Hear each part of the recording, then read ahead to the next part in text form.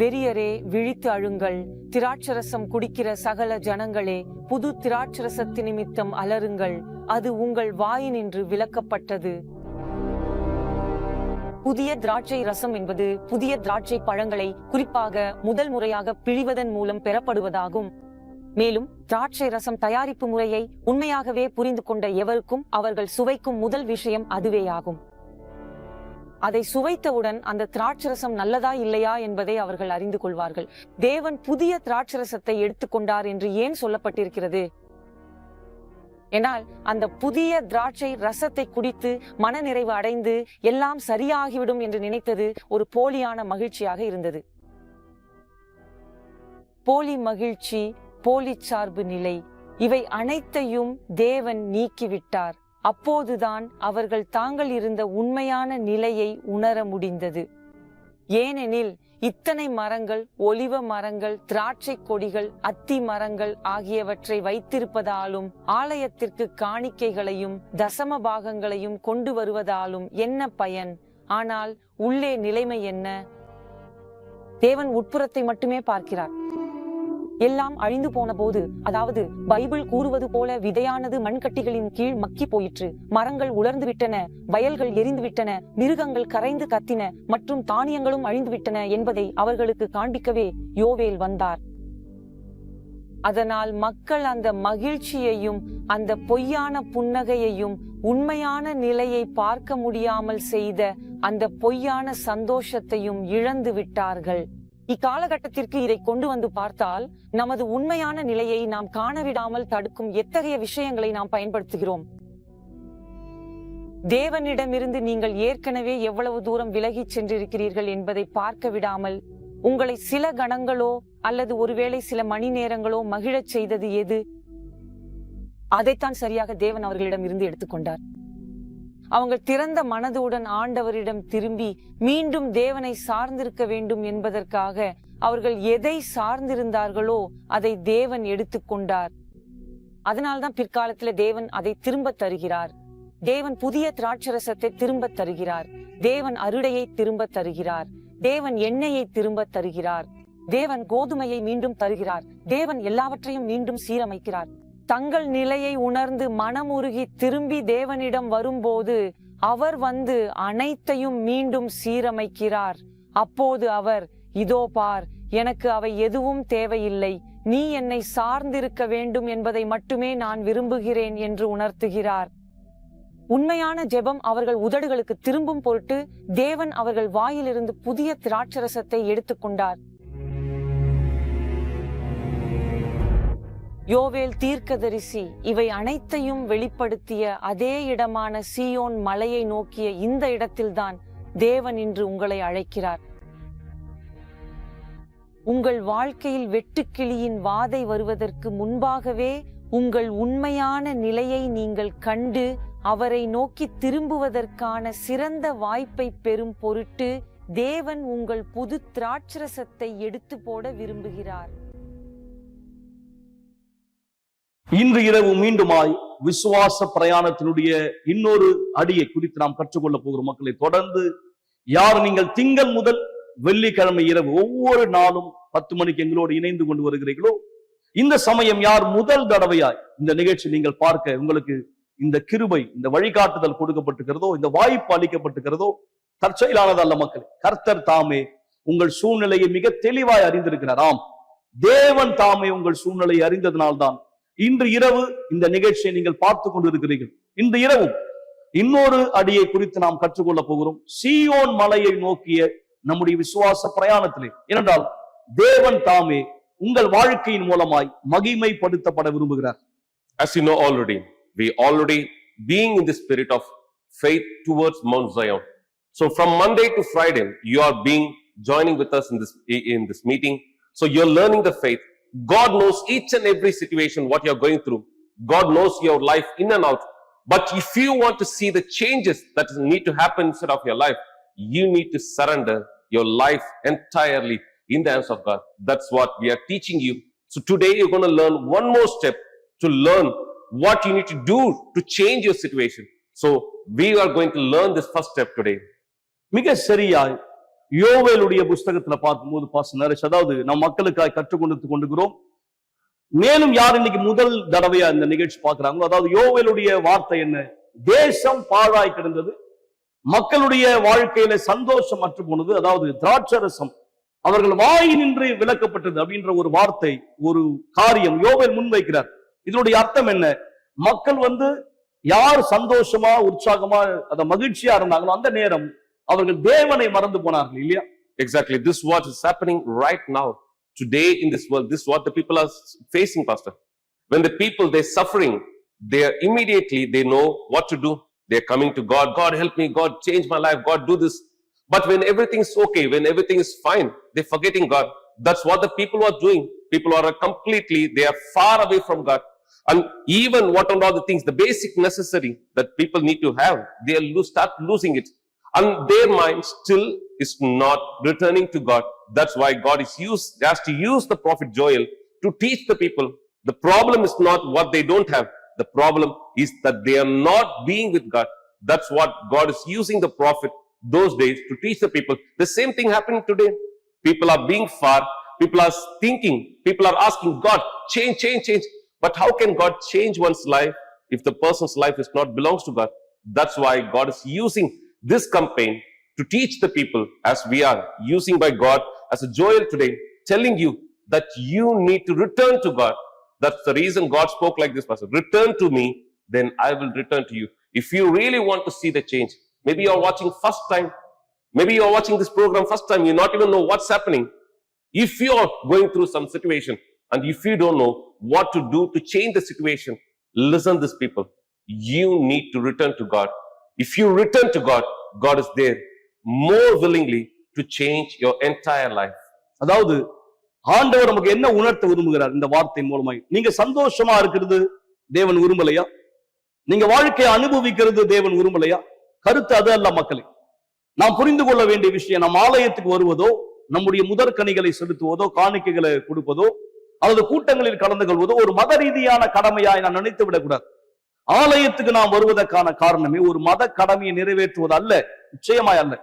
தேவனோடு ஐக்கியத்தை ஏற்படுத்தும்படிதான். ஏனென்றால் தேவனை விட்டு விலகி நமக்கு கிடைக்கிற சந்தோஷம் எதுவுமே நிரந்தரம் இல்லை என்பதை அவர் அறிவார். உதாரணமா, எத்தனை பேர் உங்களுடைய குடும்பத்துக்குள்ள ஒருத்தர் கெட்ட பழக்கத்துல பாதிக்கப்படும் போது நீங்க தற்கொலை செய்து கொள்ள யோசிக்கிறீங்க? அதாவது உங்க மகனோ உங்களுடைய கணவரோ ஒரு கெட்ட பழக்கத்துக்கு அடிமையா இருக்கும் போது, அதுல மோசமான ஒரு சூழ்நிலைக்கு செல்லும் போது சில பேர் சொல்றது என்ன, இனி எனக்கு வாழ பிடிக்கல, நான் என் வாழ்க்கையை முடிச்சுக்க போறேன் இல்லையா? அப்ப இன்னொரு விதத்துல அவங்களுடைய சந்தோஷம் எங்க இருந்து வருது? மகனுடைய வாழ்க்கை, கணவருடைய வாழ்க்கையிலிருந்து அவங்க சந்தோஷத்தை எடுத்துக்கிறாங்க. அவங்க பாதிக்கப்படும் போது என்ன ஆகுது? இவங்க வாழ்க்கையை முடித்துக் கொள்ள விரும்புறாங்க இல்லையா pastor? Exactly, Pastor. The people, when they go through the situation, exactly as you're speaking, when the family people are suffering, they're taking their suffering to instead of them. So they're taking their life from the husband, from the wife, from the children, from the situation, what and all the things that are on. But exactly what they need to do, Pastor, it's not about the family, it's about God. When they take the things, my whole life belongs to God. So what and all the things that God promised for them, so they will have it. That's the reason God wants to tell him, look at me. So God is speaking through this verse. In this Bible, God is telling the people, return to me. In another word, you are going through the problem. You don't know what to do. You're facing the difficulties. And because of this difficulties, you're thinking that killing my life is a solution. If I'm going to die, all my problems going to solve. It's not true. It's not true. If you surrender, if you have the guts to kill yourself, so why don't you use the same guts to give your entire life to the hands of God?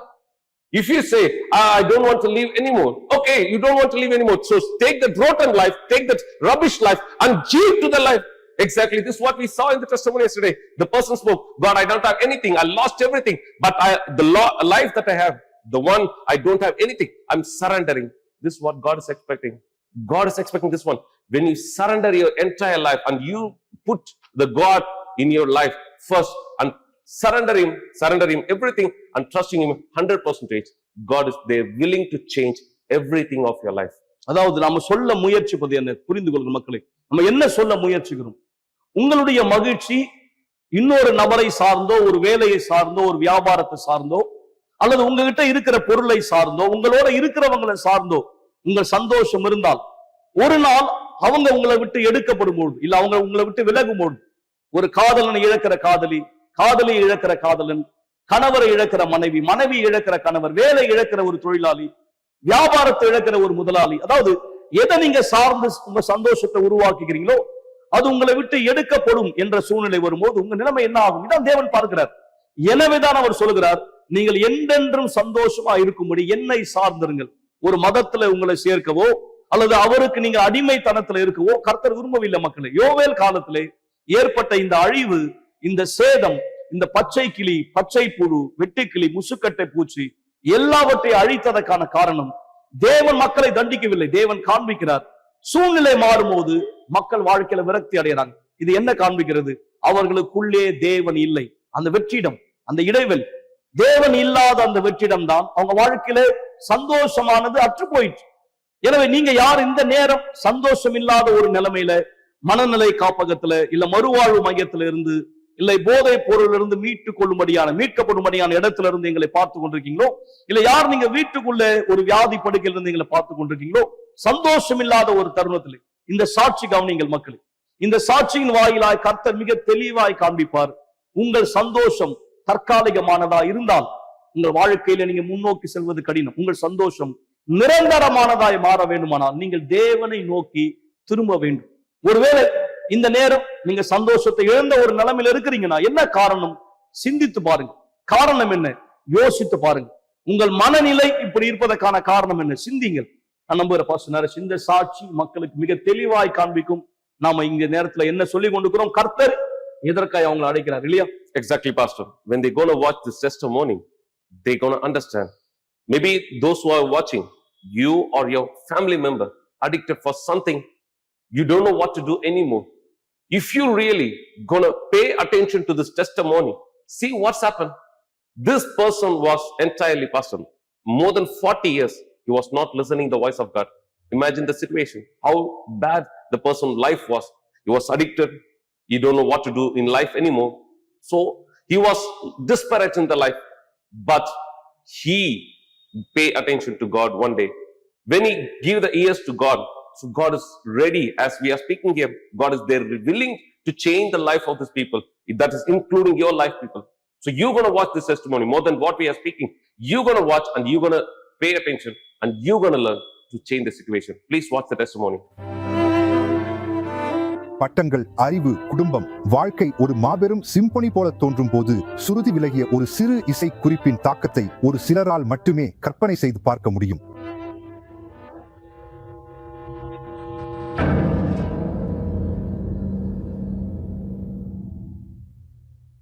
நான் ஒரு சுவிசேஷ கிறிஸ்தவ குடும்பத்தில் பிறந்து வளர்ந்தேன்.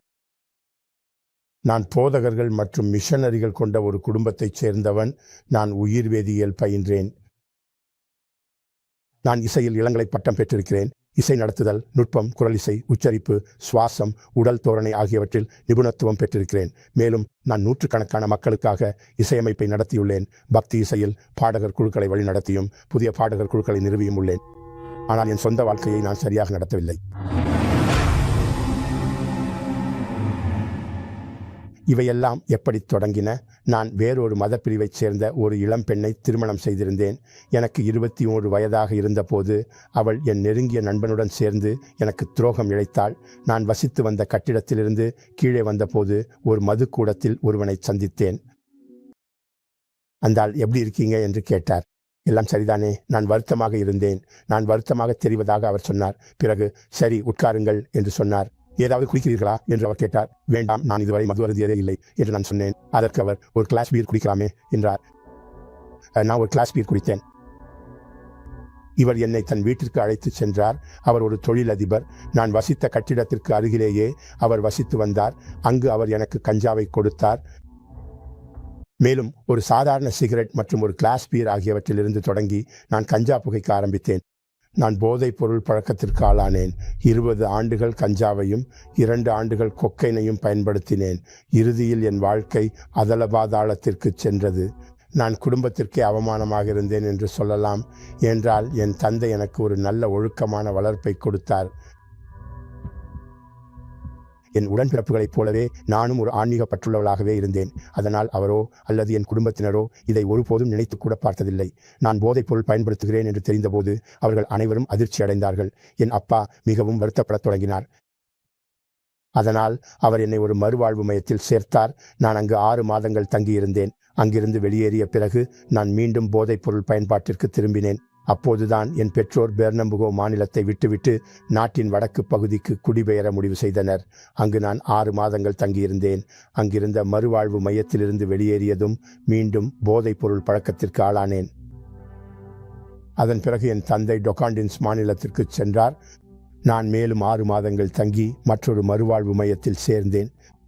அந்த மருத்துவமனையிலிருந்து வெளியேறிய போதே நான் விடுதலை பெற்றுவிட்டதாக நினைத்தேன். அதன் பிறகு நான் ஒரு பாடகர் குழுவை வழிநடத்தத் தொடங்கினேன். ஆனால் அந்த மருத்துவமனை, சொல்லப்போனால் அந்த தேவாலயம் பால்மஸ் நகரில் இருந்த ஒரு கிராக்கோலாண்டியா பகுதியில் அமைந்திருந்தது.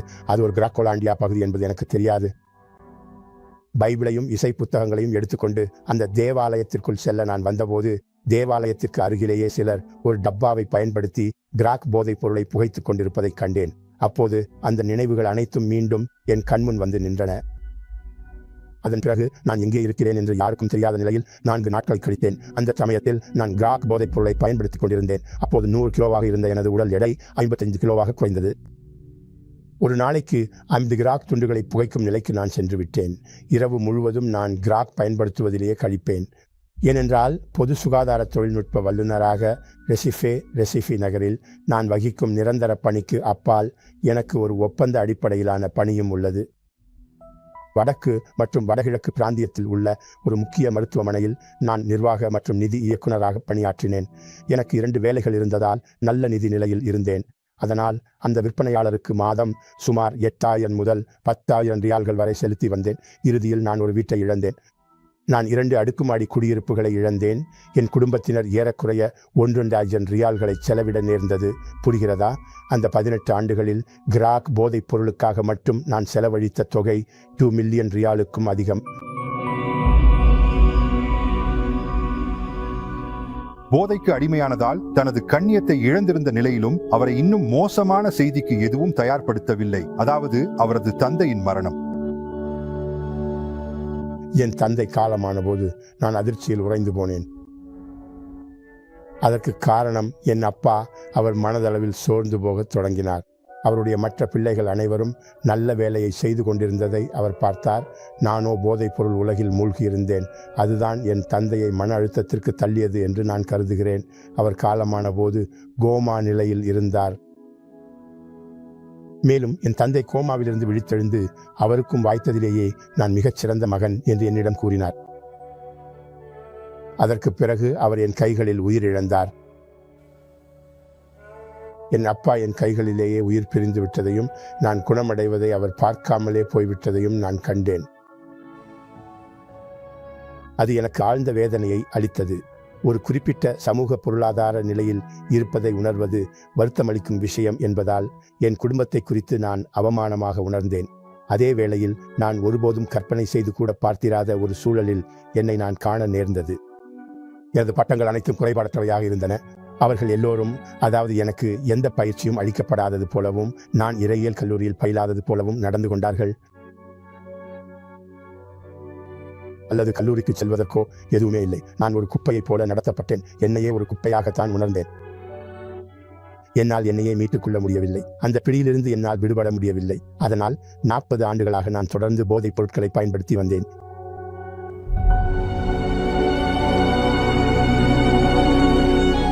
என் வாழ்க்கையில் இது தேவனுடைய விருப்பமில்லை என்று எனக்கு தெரியும். ஒரு தருணத்தில் நான் தேவனிடம் பேசினேன். தேவனே, நீர் இரக்கமுள்ளவர், பரிவுள்ளவர், கனிவானவர், அன்பு நிறைந்தவர் என்று கூறினேன். தேவனே, எனக்கு உதவுங்கள். இந்த சூழலிலிருந்து என்னை விடுவியுங்கள். இனி என்னால் இதை தாங்கிக் கொள்ள முடியவில்லை. நான் மிகுந்த வேதனைப்படுகிறேன். நான் தேவனிடம் பேசினேன், ஆனால் அவருடைய குரலை கேட்க முடியவில்லை. இருப்பினும் இந்த சூழலிலிருந்து என்னை விடுவியுங்கள் என்று நான் கடவுளிடம் வேண்டிக் கொண்டேன். அவர் உதவிக்காக கூக்குரலிட்டான். ஆனால் தேவன் மிக ஆழமான இடத்திற்கு இறங்கி வந்து டாரியோவின் ஆத்துமாவை தொடும் வரை எந்த பதிலும் கிடைக்காதது போலவே தோன்றியது. அப்போதுதான் எல்லாம் மாறத் தொடங்கியது. நான் ஃபலக்கேயோ தே ஸ்கூட்டோ ஸ்பீக் என்ற ஒரு நிகழ்ச்சியை பார்த்தேன். நான் கேட்கிறேன். நான் கவனித்த போது மற்றொரு நிகழ்ச்சி தொடங்கியது. அப்போது தங்கள் அறையில் இருந்து கொண்டு, இப்போது கிராக் போதைப் பொருளை பயன்படுத்திக் கொண்டிருக்கும் உங்களுக்கு நான் ஒன்றை சொல்ல விரும்புகிறேன். இந்த போதை பழக்கத்திற்கு தீர்வு உண்டு என்று போதகர் கூறுவதை கேட்டேன். என்னை எங்கே தேடிக்கொள்வது என்று எனக்கு தெரியவில்லை. ஆனால் என்னை எங்கே கண்டடையலாம் என்பது உங்களுக்கு தெரியும். பிறகு அவர் அந்த ஆலயத்தின் முகவரியை கொடுத்தார். நான் அவரை பார்த்தவாறே இப்படி நினைத்துக் கொண்டேன். போதைக்கு அடிமையாகும் நிலையை சரி செய்துவிட முடியும் என்று எனக்குள்ளேயே சொல்லிக்கொள்ளும் ஒரு பாவமறியாத முட்டாள் நான். ஒரு சுகாதாரத்துறை நிபுணராக போதைக்கு அடிமையாதல் என்பது குணப்படுத்த முடியாத, நாளுக்கு நாள் தீவிரமடையும் மற்றும் உயிருக்கே ஆபத்தை விளைவிக்கக்கூடிய ஒரு நோய் என்பதை நான் அறிவேன். அதனால் அவர் சொன்னது வெறும் கட்டுக்கதை என்று எனக்கு தோன்றியது. ஆனால் போதைக்கு அடிமையாதல் என்பது ஒரு ஆவி என்று பிஷப் மசடோ கூறியதை கேட்டபோது நான் அதை நம்பத் தொடங்கினேன். போதை பழக்கம் என்பது ஒரு ஆவி, அது எதுவாக இருந்தாலும் சரி. போதை பழக்கம். அப்போதுதான் சுதந்திரமாக இருக்க வேண்டும் என்ற விருப்பம் என்னுள் எழுந்தது. போதைப் பொருள் விற்பனையாளர் ஒருபோதும் காலையில் என் வீட்டிற்கு கொண்டு வந்ததில்லை. அவர் அதை இரவில்தான் கொண்டு வருவார். ஆனால் அன்று காலை அவன் கிராக் போதைப் பொருளின் 10 துண்டுகளையும் ஒரு பாக்கெட் சிகரெட்டுகளையும் கொண்டு வந்தான். நானும் அந்த 10 துண்டு கிராக்கையும் ஒரு பாக்கெட் சிகரெட்டையும் புகைத்துவிட்டு கிராக் மற்றும் சிகரெட் நாற்றம் வீசும் நிலையில் யூனிவர்சல் ஆலயத்திற்கு சென்றேன். யூனிவர்சல் ஆலயத்திற்கு நான் சென்றடைந்த போது என்னை வரவேற்ற விதம் என் மீது மிகுந்த தாக்கத்தை ஏற்படுத்தியது. நான் அன்புடன் அரவணைக்கப்பட்டேன். பிறகு நான் அந்த போதகரை சந்திக்க சென்ற போது ஏதோ ஒன்றை அல்லது ஒரு உதவியை கேட்கத்தான் வந்திருக்கிறேன் என்று அவர் நினைத்தார். ஒரு பேரனுக்காகவோ அல்லது ஒரு மகனுக்காகவோ.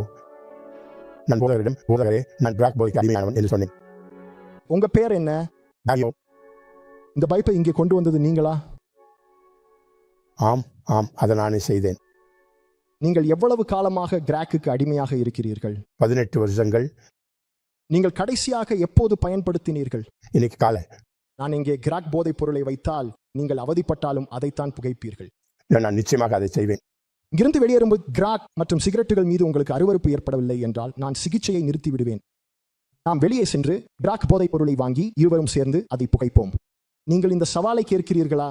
நான் ஏற்கிறேன். நீங்கள் அழுகிறீர்கள். ஏன்? ஏனென்றால் நான் என் வாழ்க்கையை ஆண்டவர் இயேசுவிடம் ஒப்புக் கொடுக்கிறேன். அப்படித்தான் நான் 3 ஆண்டுகளுக்கு முன்பு யூனிவர்சல் ஆலயத்திற்கு வந்தேன். அது ஒரு சிறப்பு நிகழ்ச்சியின் தருணம், இஸ்ரவேல் சிறப்பு நிகழ்ச்சி. அன்றைய தினமே நான் பலிபீடத்திற்கு சென்றேன். மேலும் பலிபீடத்தின் மீது நான் அந்த பைப்பை விட்டுவிட்டு இஸ்ரவேல் சிறப்பு நிகழ்ச்சியின் விண்ணப்பத்தை எடுத்துக்கொண்டேன். அன்றைய தினமே நான் ஞான ஸ்நானம் பெற்றேன். அத்துடன் கடந்த 40 ஆண்டுகளாக நான் உட்கொள்ளாத பரிசுத்த திருவிருந்து ஆராதனையிலும் முதன்முறையாக பங்கேற்றேன். ஆனால் நான் வீடு திரும்பிய போது போதைப் பொருள் விற்பனையாளர் எனக்காக காத்திருந்தார். அவன் சொன்னான், பாஸ், இன்று காலையில் நான் உங்களிடம் கிராக் விட்டு சென்றேன். இப்போது இன்னும் 40 துண்டுகளையும் 2 பாக்கெட் சிகரெட்டுகளையும் கொண்டு வருகிறேன். அதற்கு நான் அவனிடம், இனிமேல் எதையும் கொண்டு வராதீர்கள், வேண்டாம் என்று சொன்னேன். இயேசு என்னை விடுதலையாக்கி விட்டார் என்று அவன் கூறினான். அப்போ என் பணம், நீ எனக்கு 16,000 தர வேண்டியிருக்கிறதே. அப்போது நான், அதனால் உனக்கு என்ன என்று கேட்டேன். 16,000? நான் ஏற்கனவே உங்களுக்கு 10 லட்சத்துக்கும் அதிகமாக கொடுத்து விட்டேன் என்று அவர் கூறினார். சரி, அந்த 16,000 நான் தருகிறேன். ஆனால் இனிமேல் ஒருபோதும் அப்படி செய்ய மாட்டேன். என் வீட்டுக்கு வந்து எனக்கு போதைப் பொருள் கொடுப்பதை நான் இனி ஒருபோதும் பார்க்க விரும்பவில்லை. அடுத்த புதன்கிழமை நான் ஆலயத்திற்கு சென்றேன். பிறகு பிஷப் பீடத்தின் மீது எழுந்து நின்றபோது அவர் என்னை சுட்டி காட்டி, இன்று நீ பரிசுத்த ஆவியை பெறப்போகிறாய் என்று கூறினார். அந்த வழிகாட்டுதலை நான் ஏற்றுக்கொண்டேன். அந்த வார்த்தையை நான் என் மனதில் வைத்து கொண்டேன். பிறகு எனது பண ரீதியான தியாகத்தை செலுத்த நான் பலிபீடத்திற்கு சென்ற போது, உண்மையில் சொல்லப்போனால் நான் ஏற்கனவே என் வாழ்க்கையையே பொருள் ரீதியாக அர்ப்பணித்துக் கொண்டிருந்தேன்.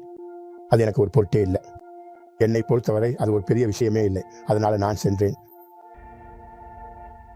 அப்போது நான் அவரிடம் கூறினேன், தேவனே, உம்முடைய ஆவியை எனக்கு தாரும். ஏனெனில் ஆண்டவரே, நீர் எனக்கு உம்முடைய ஆவியை அருளவில்லை என்றால் நான் அந்த துயரமான வாழ்க்கைக்கு திரும்ப போகிறேன். நீ உன் ஆவியை எனக்கு தர வேண்டும் என்று நான் சொன்னேன். அன்று எனக்கு மிகுந்த மகிழ்ச்சியை தந்த விஷயம் என்னவென்றால், நான் 40 ஆண்டுகளாக தேவனின் குரலை கேட்காமலே வாழ்ந்திருந்தேன் என்பதுதான். மேலும் நான் பரிசுத்த ஆவியை பெற்ற போது தேவன் என் இருதயத்தில் பேசி, நீ என்னுடைய குமாரன் என்று என்னிடம் கூறினார். நான் உன்னை தேர்ந்தெடுத்திருக்கிறேன். அப்பொழுது நான், என் தேவனே, நான் உமது குரலை கேட்கிறேன் என்று சொன்னேன். அப்போதுதான் அங்கேயே நான் பரிசுத்த ஆவியை பெற்றுக்கொண்டேன் என்று எனக்கு உறுதியானது. 1 வாரம் கழித்து ஒரு வாரம் கழித்து நான் விடுதலை அடைந்த அதே வாரத்தில் ஞாயிற்றுக்கிழமை என்று நான் விடுதலை அடைந்தேன். புதன்கிழமை என்று நான் பரிசுத்த ஆவியை பெற்றேன். ஆனால் இவை அனைத்தும் பழைய வாழ்க்கையை புறக்கணித்ததின் விளைவாகவே நிகழ்ந்தன. அது மனந்திரும்புதலின் விளைவு என்பதை நீங்கள் புரிந்து கொள்கிறீர்களா?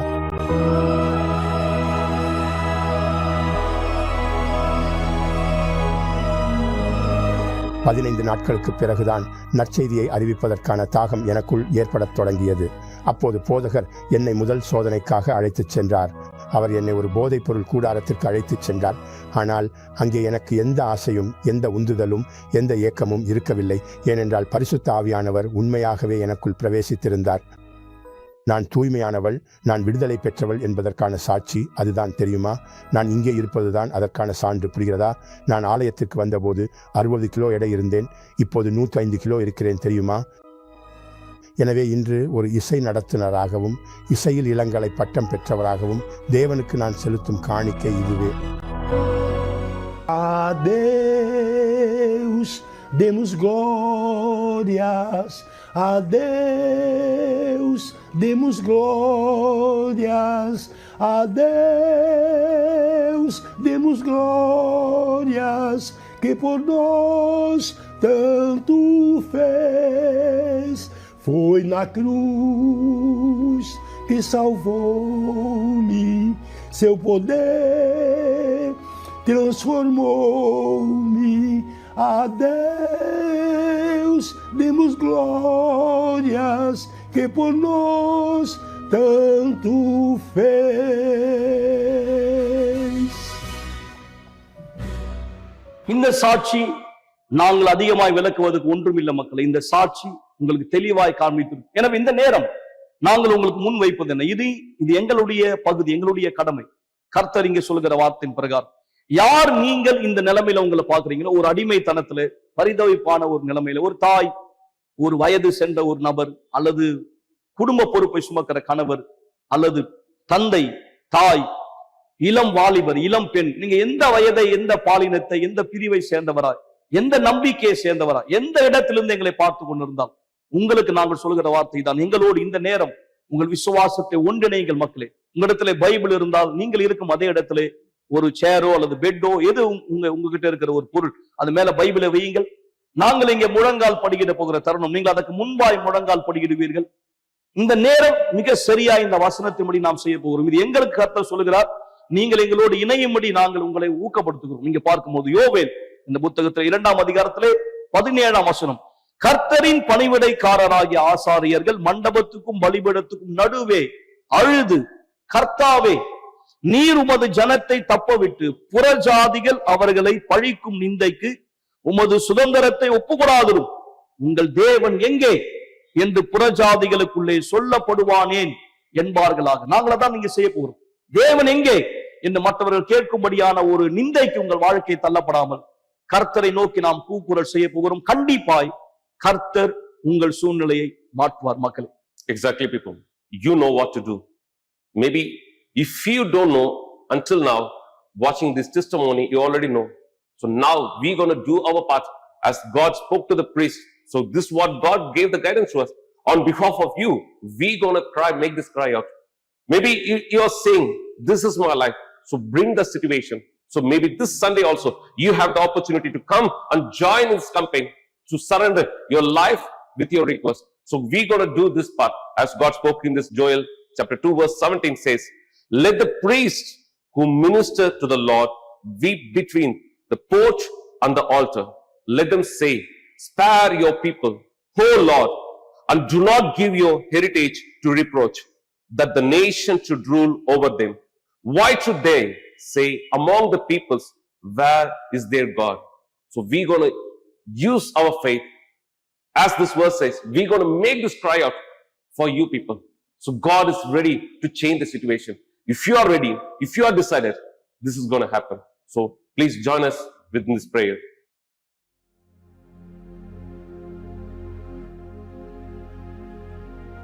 My God, if there is any people thinking that there is no solution for their life, it's completely lie of Satan. But each and every one whenever they hearing your word, my God, they are having the opportunity to change their life completely in and out, my God.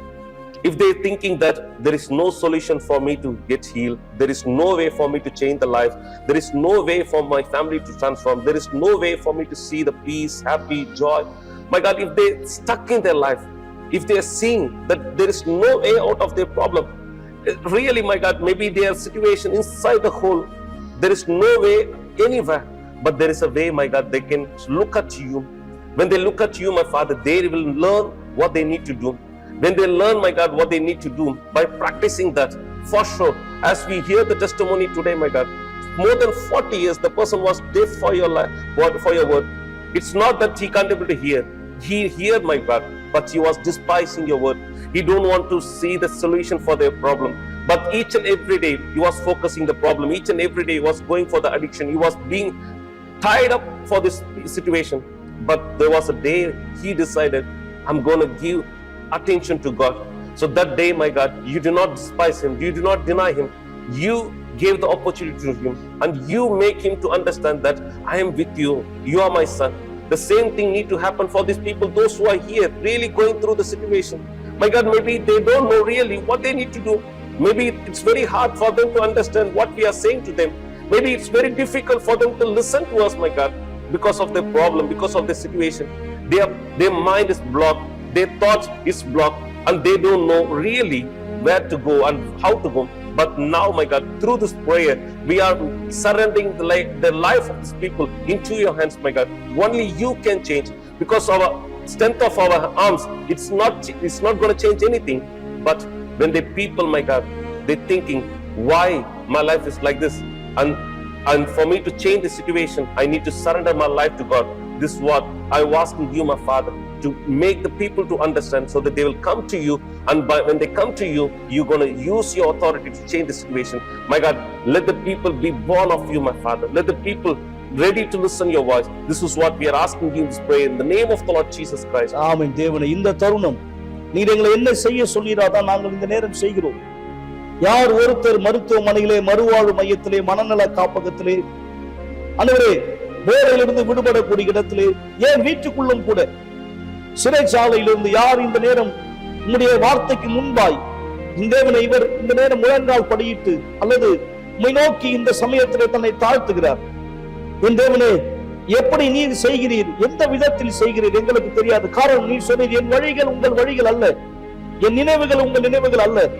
ஆண்டவரே, இந்த நேரம் ஒரு சந்தோஷத்தை இழந்த ஒரு முதியவராக இருக்கலாம், நிம்மதி இழந்த ஒரு தாயா இருக்கலாம், போதையிலே மூழ்கடிக்கப்பட்ட ஒரு வாலிபரா இருக்கலாம்.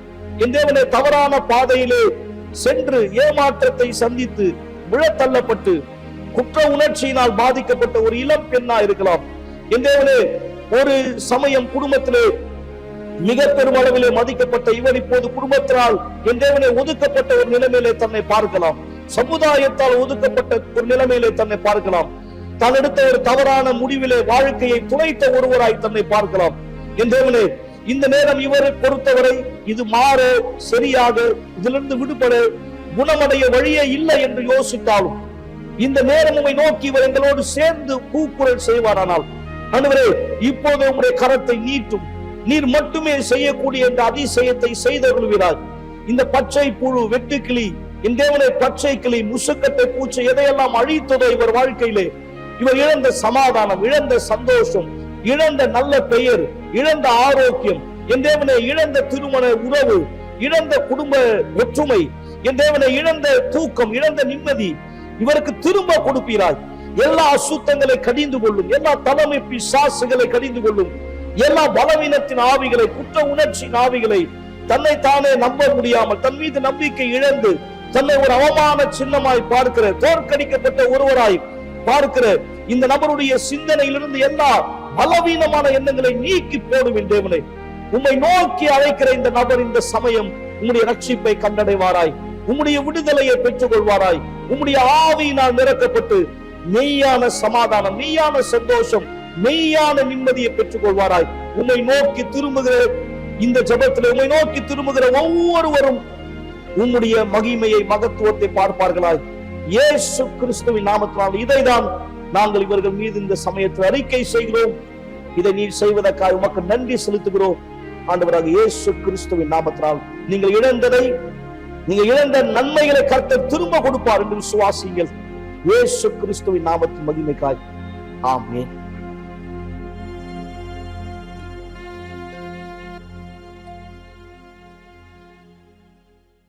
மக்களை விசுவாசிங்கள். தேவன் நம்முடைய வேண்டுதலை கேட்டுக்கிறார். எனவேதான் நீங்கள் சீயோன் பர்வதத்தை நோக்கி சென்று உங்கள் விசுவாசத்தை வெளிப்படுத்த விரும்பினால் இது உங்களுக்கான விண்ணப்பம். நீங்கள் ஞாயிற்றுக்கிழமை இந்த விண்ணப்பத்தை எடுக்கக்கூடிய வாய்ப்பை பெற்றுக் கொள்வீர்கள். ஏனென்றால் ஞாயிற்றுக்கிழமை நாம் மிக விசேஷமான ஒரு ஜபத்திலே ஒன்றிணைய போகிறோம். ரட்சிப்பினுடைய பாத்திரத்திலிருந்து பருகும்படியான அழைப்பை நீங்கள் பெற்றுக் கொண்டிருக்கிறீர்கள். எனவே இந்த நேரம் நீங்கள் யார் எந்த சூழ்நிலையில் இருந்தாலும் சரி, காலை 9:30 மணி நம்முடைய சிறப்பு கூட்டத்திலே ஒன்றிணையுங்கள். எல்லா யூனிவர்சல் ஆலயத்திலேயும் தேவன் உங்களுக்கு ரட்சிப்பின் பாத்திரத்திலிருந்து பருகும்படியான வாய்ப்பை கொடுப்பார். கண்டிப்பாய் உங்கள் துக்கம் சந்தோஷமாய் மாறும். We believe God hear our cry out, and God is there. As we spoke from the beginning until now, God is there ready. Now it's your turn. You need to make yourself ready to see to make the situation change. That's the reason you have the opportunity this Sunday, either morning 7 a.m. or our special service at 9:30 a.m. You can be joined with us in any one of our branch, and you have the opportunity to participate in this campaign. And if you are willing on that day, when you participate, you can take this request from the altar and you can make your request. If you don't have the Holy Spirit, you're going to make your request for the Holy Spirit, and you have the opportunity to surrender everything in the hands of God. As well as this Sunday is going to be the very special Sunday, the Sunday of the cup of salvation. If you are willing to take part of this cup of salvation, so this Sunday, do not miss this chance. So come and participate in and surrender your entire life in the hands of God. எனவே மீண்டும் அடுத்த வாரம் திங்கள் இரவு இதே நேரம் உங்களை சந்திப்போம். இன்னொரு படி எடுத்து வைக்கும்படியாய் விசுவாச பிரயாணத்திலே தேவன் உங்கள் அனைவரை ஆசீர்வதிப்பாராக.